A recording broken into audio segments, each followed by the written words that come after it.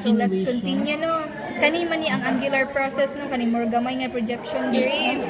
Kani kana dira. Sumpay na sila diri no, kana mo na ni siya angular process.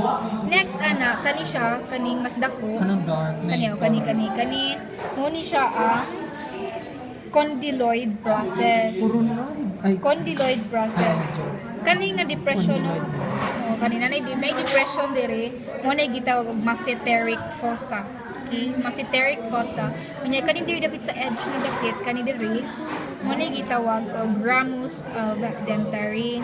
Kani mo'y body of dentary, kani ang ramus of dentary.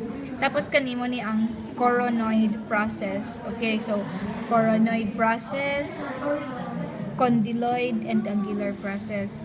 Okay, so tanaw na ta diri na pud sa bali na pud ta. Medial view. Medial view.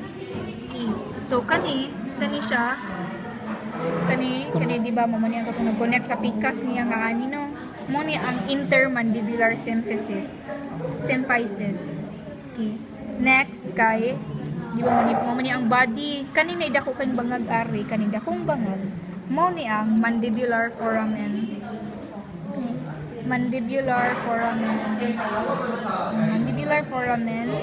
Next kay ano kani siya sumpay na ni siya kani sa angular process gikan diri kanya sa ni condyloid process nga kani siya kani sumpay na siya ani. So condyloid process ra gyapon yung term.